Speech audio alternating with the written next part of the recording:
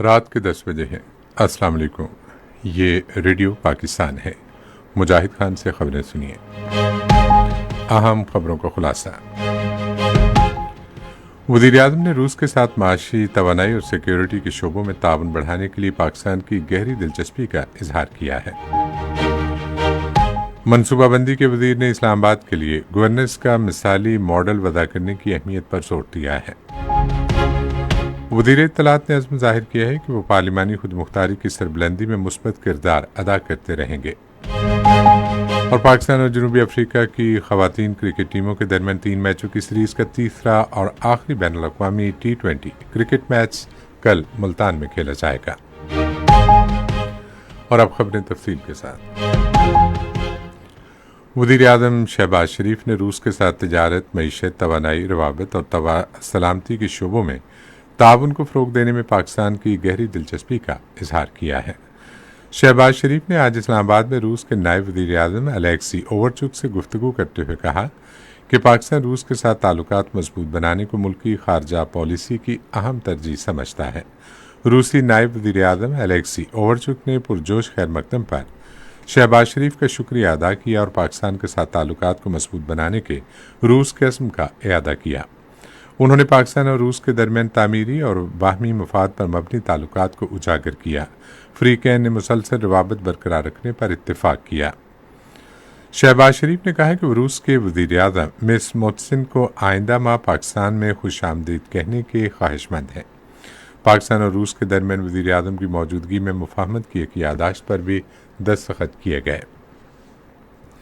صدر آصف علی زرداری سے روس کے نائب وزیر اعظم الیکسی اوورچک نے آج اسلام آباد میں ملاقات کی۔ روس کے نائب وزیر اعظم کا استقبال کرتے ہوئے صدر نے دونوں ممالک کے درمیان معاشی تعلقات کو مضبوط بنانے کے روابط کو بہتر بنانے کے ساتھ ساتھ اشیاء کے بدلے اشیاء کی تجارت کے امکانات تلاش کرنے کی اہمیت پر زور دیا۔ الیکسی اوورچک نے کہا کہ روسی وزیر اعظم کا پاکستان کا آئندہ دورہ دو طرفہ تعلقات کو مزید مضبوط بنانے کا ایک اور موقع فراہم کرے گا۔ ادھر روسی وفد نے پاکستانی وفد سے اسلام آباد میں ملاقات کی اور باہمی دلچسپی کے امور پر تبادلہ خیال کیا۔ پاکستانی وفد کی قیادت وزیر پیٹرولیم مصدق ملک نے کی۔ فریقین نے باہمی ترقی کے لیے مل کر کام کرنے پر اتفاق کیا۔ روس کے نائب وزیر اعظم الیکسی اوورچک پاکستان کا اپنا سرکاری دورہ مکمل کرنے کے بعد وطن واپس روانہ ہو گئے ہیں۔ معزز مہمان کو ایڈیشنل سیکرٹری خارجہ برائے یورپ شفقت علی خان اور روس میں پاکستان کے سفیر محمد خالد جمالی نے اسلام آباد ایئرپورٹ سے رخصت کیا۔ منصوبہ بندی کے وزیر احسن اقبال نے دارالحکومت اسلام آباد میں گورننس کا ایک مثالی ماڈل وضع کرنے کی اہمیت پر زور دیا ہے۔ انہوں نے یہ بات آج اسلام آباد میں ICT گورننس کے بارے میں وزیر اعظم کی کمیٹی کے ایک اجلاس کی صدارت کرتے ہوئے کہی۔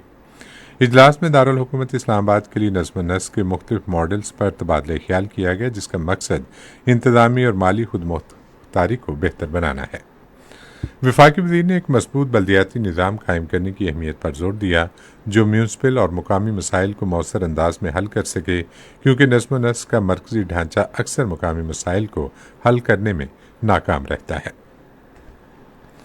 اسپیکر قومی اسمبلی سردار ایاز صادق نے کہا ہے کہ آزاد امیدوار جو پہلے ہی ایک سیاسی جماعت میں شامل ہو چکے ہیں انہیں ترمیمی انتخابی ایکٹ کے تحت اب سیاسی جماعتیں تبدیل کرنے کی اجازت نہیں دی جا سکتی۔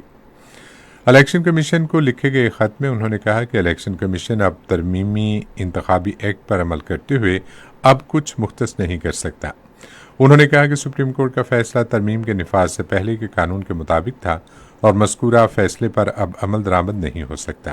اسپیکر نے کہا کہ یہ ترمیم شدہ الیکشن کا ایکٹ ہے جو قائم رہے گا اور پہلے فیصلے پر غالب آئے گا۔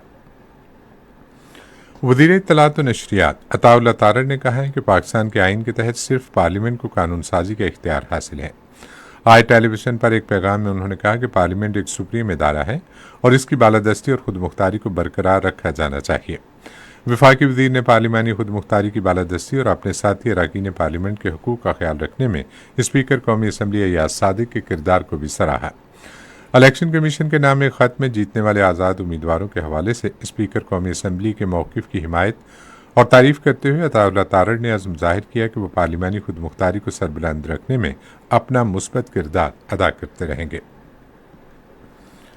شمالی کوریا نے کہا ہے کہ اس کی فوج نے ایک نئے بیلسٹک میزائل کا تجربہ کیا ہے جو 4.5 میٹرک ٹن وزنی وار ہیڈ لے جانے کی صلاحیت رکھتا ہے۔ کورین سینٹرل نیوز ایجنسی کے مطابق صدر کیم جونگ ان تجربے کے موقع پر موجود تھے۔ اور پاکستان اور جنوبی افریقہ کی خواتین کرکٹ ٹیموں کے درمیان 3 میچوں کی سیریز کا تیسرا اور آخری بین الاقوامی T20 کرکٹ میچ کل ملتان میں کھیلا جائے گا۔ 3 میچوں کی سیریز 1-1 سے برابر ہے۔ اسی کے ساتھ خبریں ختم ہوئی۔ مزید خبروں اور تجزیوں کے لیے آئیے ہماری ویب سائٹ پر، پتہ ہے radio.gov.pk اور فیس بک کے link Radio Pakistan News Official پر براہ راست ویڈیو سٹریمنگ بھی ملاحظہ کیجیے۔